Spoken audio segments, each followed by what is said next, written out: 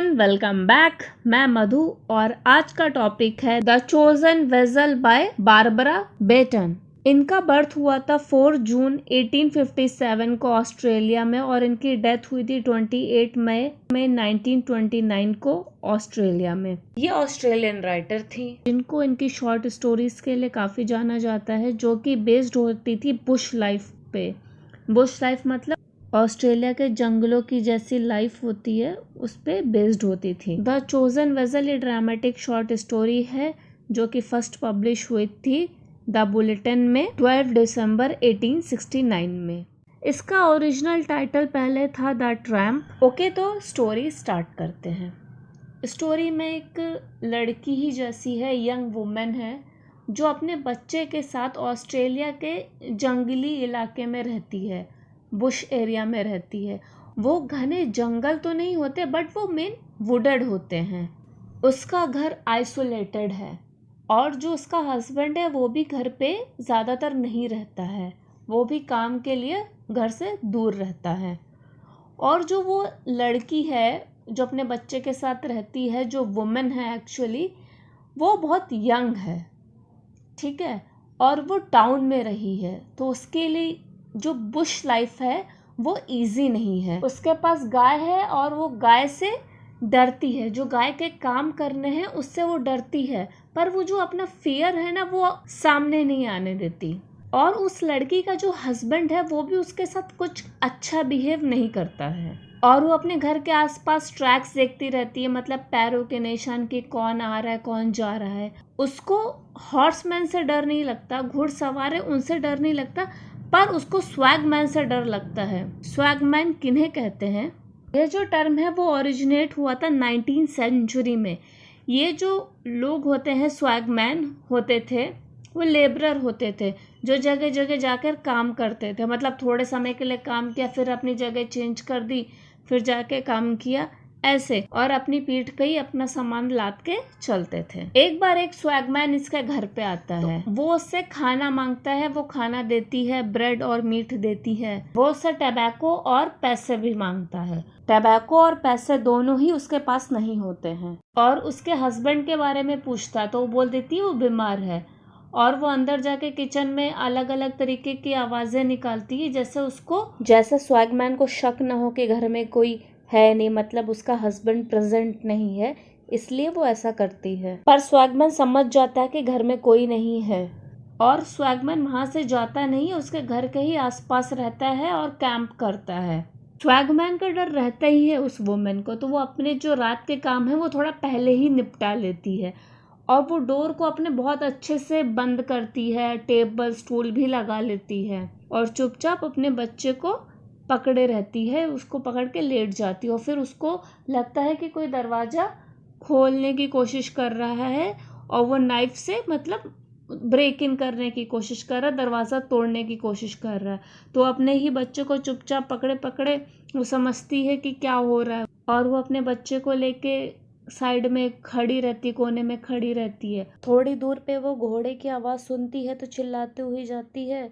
वो उस घुड़सवार को बहुत रोकने की कोशिश करती है, भगवान के नाम पे रोकने की कोशिश करती है, क्राइस्ट के नाम पे रोकने की कोशिश करती है।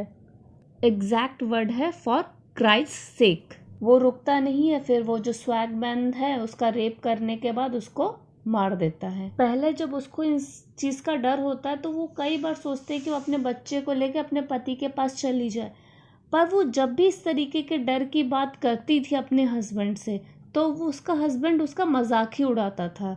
एक तो उसके साथ वो अच्छा बिहेव भी नहीं करता था और ऐसी सब बातों पे वो उसका मजाक भी उड़ाता था। इतना सब हो जाने के बाद भी वो वुमेन अपने बच्चे को छोड़ती नहीं है। सुबह उसकी लाश मिलती है, वो तब भी बच्चे को पकड़े हुए होती है। उसकी लाश मिलती है बाउंड्री राइडर को। बाउंड्री राइडर ये मेंटेन करते हैं आउटर फेंसेस को, कैटल और शीप स्टेशन के। और वो जो आदमी होता है जो घुड़सवार होता है उसका नाम होता है पीटर हेनेसे। वो उस टाइम क्यों नहीं रुकता है? उसको लगता है कि वो जो आप वुमेन है जो आवाज दे रही है, जो उसको रोक रही है, वो कोई नॉर्मल वुमेन नहीं है। उसको लगता है कि वो वर्जिन मैरी और चाइल्ड है, वो अपने अंधविश्वास के चक्कर में उसे बचाता नहीं है। ये इसके साथ ऐसा क्यों होता है, ये उसको क्यों लगता है ये वर्जिन मैरी है, क्योंकि वहाँ पे इलेक्शन का टाइम था और वो जो पीटर है उसका जो वोट था वो प्रीस्ट के कैंडिडेट के खिलाफ था, ठीक है। तो उसकी माँ रिलीजियस थी और वो चाहती थी कि उसका बेटा प्रीस्ट के हक में वोट करे और उसकी सोल के लिए हमेशा प्रार्थना करती रहती थी। तो उसको लगता है कि ये जो सीन देखा है उसने वो लेडी का, वो भगवान का एक तरीके से साइन है, जो उसकी माँ की प्रेयर्स है उसका आंसर है कि वो जो वोट करे, पीटर वोट करे वो प्रीस्ट के हक में करे, वो जो प्रीस्ट जिस कैंडिडेट को सपोर्ट कर रहा है वो उसको वोट करे। उसको ये लगा, और जब पीटर ये बात जाके एक प्रीस्ट को कन्फेस करता है तब उसे पता चलता है ये कोई उसका विजन या इमेजिनेशन नहीं था, ये सच था, ऐसा वाकई में हुआ था। इस स्टोरी में वो जो वुमेन है उसका नाम नहीं बताया है। जो बुश में औरतें रह रही थी उन सबकी लाइफ एक जैसी थी, मतलब कोई आइडेंटिटी नहीं है उनकी, इसी वजह से उस वुमेन का इस शॉर्ट स्टोरी में नाम नहीं है। टोटली वो मेल पे डिपेंड है, अपने हस्बैंड पे डिपेंड है। अगर वो उससे कुछ कहती भी है तो वो उसकी ही गलती होती, अगर वो काऊ से डरती है, अगर वो इन सब कामों में अच्छी नहीं है तो वो उसकी गलती है। और कई सारे ऑथर्स ने, ऑस्ट्रेलियन ऑथर्स ने जो बुश लाइफ है उसको बहुत ज़्यादा अच्छा दिखाया है मेल के पॉइंट ऑफ व्यू से, जो आदमियों के पॉइंट ऑफ व्यू से उस चीज़ को अच्छी दिखाई है, एडवेंचरस दिखाई है। पर वहीं दूसरी तरफ ये जो वुमेन के लिए बुश लाइफ कुछ खास अच्छी नहीं होती है, वो ऑथर ने बताने की कोशिश की है। और इसमें एक पॉइंट है अंधविश्वास, सुपरस्टिशन। घुड़सवार जो पीटर था, अगर वो उस टाइम अपनी इमेजिनेशन, अपना विजन नहीं समझता, उस औरत को बचाने की कोशिश करता तो शायद वो औरत बच जाती। सुपरस्टिशन और द चोजन वेजल ये रेफरेंस है वर्जिन मैरी का। जैसे उन्होंने बिना चूज किए सेवियर को बर्थ दिया, वैसे ही इस लड़की ने चूज नहीं किया सफरिंग और डेथ को, पर उससे मिली। ओके, तो ये वीडियो मैं यहीं पे कंप्लीट करती हूँ। जैसा भी लगा है कमेंट करके बताओ, अच्छा लगा है तो लाइक करो। Thanks for watching, see you next time. And हाँ, सब्सक्राइब करो जिसने अभी तक नहीं किया है।